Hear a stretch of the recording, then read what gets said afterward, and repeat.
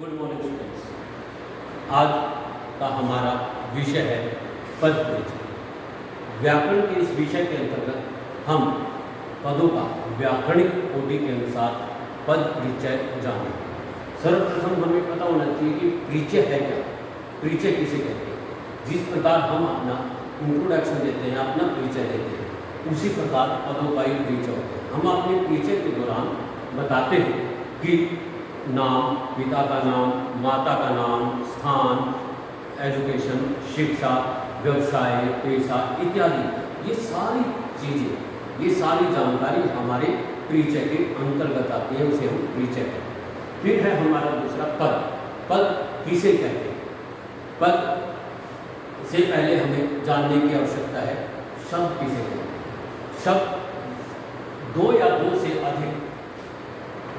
से अधिक वर्णों के मेल से बनी सार्थक ध्वनि पद शब्द कहलाता है।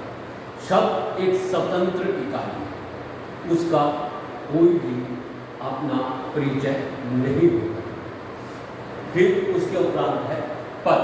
शब्द जब वाक्य में प्रयुक्त हो जाता है, वाक्य में प्रयुक्त हो जाने पर वह पद कहलाता है। इस प्रकार शब्द और पद के लिखने में कोई भेद नहीं, लेकिन प्रयोग में भेद आता है। शब्द स्वतंत्र इकाई है और पद वाक्य का एक अंग है, एक हिस्सा है, उसमें प्रयुक्त हो जाता है। फिर है हमारा पद परिचय क्या है?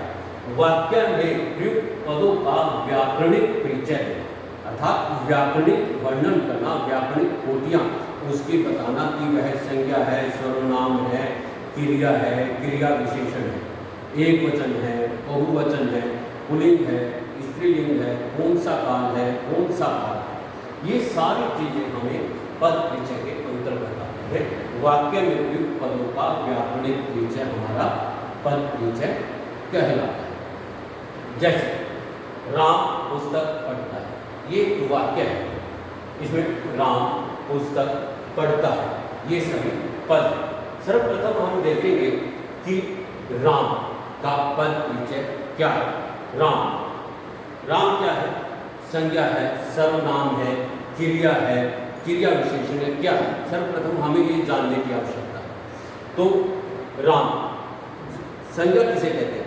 किसी व्यक्ति, वस्तु, स्थान, प्राणी आदि के नाम को हम संज्ञा कहते हैं। संज्ञा के तीन भेद होते हैं: व्यक्तिवाचक संज्ञा, जातिवाचक संज्ञा और भाववाचक संज्ञा। अब हमें ये देखना है कि राम एक नाम है, अर्थात एक संज्ञा है। अब संज्ञा का भेद कौन सा है?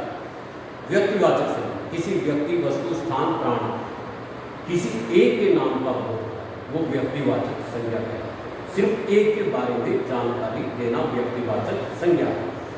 उसके उपरांत आती है हमारी जातिवाचक, जो एक के बजाय संपूर्ण जाति के गुणों का बोध कराए, वो जातिवाचक संज्ञा कहलाती है। और भाववाचक संज्ञा गुण, दोष, अवस्था, दशा, इनके बारे में इनका बोध कराए, वो भाववाचक संज्ञा कहलाती है। अब राम व्यक्तिवाचक संज्ञा है, जातिवाचक है या भाववाचक है? राम क्या है? एक व्यक्ति के बारे में जानकारी दे रही है, तो इसलिए हमने राम क्या लिखा? व्यक्तिवाचक संज्ञा। उसके उपरांत हम देखते हैं कि राम एक वचन है या बहुवचन है। वचन किसे कहते हैं? वचन से अभिप्राय जो हमें पदार्थ या वस्तु के एक या एक से अधिक होने का बोध कराए। हिंदी में हमारे दो वचनों का प्रयोग होता है, एक वचन और बहुवचन। संस्कृत में हम तीन वचन प्रयोग करते हैं, एक वचन, द्विवचन और बहुवचन। यहाँ पर एक वचन एक के होने का बोध कराना और बहुवचन एक से अधिक की संख्या का बोध कराना बहुवचन कहलाता है। यहाँ पर राम एक है, इसलिए ये एक है। फिर लिंग पुरुष या स्त्री जाति का बोध कराने वाले शब्द लिंग कहलाते हैं। हिंदी में दो लिंग प्रयुक्त होते हैं, स्त्रीलिंग, पुल्लिंग, और संस्कृत में पुल्लिंग, स्त्रीलिंग और नपुंसक। तो पुल्लिंग किसे कहते हैं? जो शब्द पुरुष जाति का बोध कराए, और जो शब्द स्त्री जाति का बोध कराए वो स्त्रीलिंग कहलाते हैं। राम क्या है? पुरुष जाति का बोध कराता है, इसलिए पुल्लिंग। फिर है हमारा कारक कौन सा? कारक 8 प्रकार के होते हैं। यहाँ पर राम क्या है? कार्य को करने वाला। पढ़ता क्या है? क्रिया। कौन पढ़ता है? राम, इसलिए राम क्या है? करता। इस प्रकार ये राम पद का पूर्ण पद परिचय हो गया। इसके अंतर्गत हमें 4 चीजें मुख्यतः बतानी है। संज्ञा, सर्वनाम, क्रिया क्या है। उसके बाद संज्ञा है तो संज्ञा कौन सा भेद है, वचन कौन सा है, लिंग कौन सा है और कारक कौन सा है। इस प्रकार ये राम पद का पद परिचय पूर्ण होता है। दूसरा पद है हमारा इस वाक्य में पुस्तक। पुस्तक क्या है, जातिवाचक शब्द जो सभी पुस्तकों की जानकारी देती है, इसलिए जातिवाचक शब्द है। एक वचन स्त्रीलिंग जाति का बोध कराती है, स्त्रीलिंग है और ये कर्म है, इसलिए ये कर्म कार्य जो कार्य संपन्न है। तीसरा है हमारा पढ़ता है। पढ़ता क्या है, क्रिया। क्रिया में कर्म के आधार पर कौन सा भेद है, सहकर्मक क्रिया है।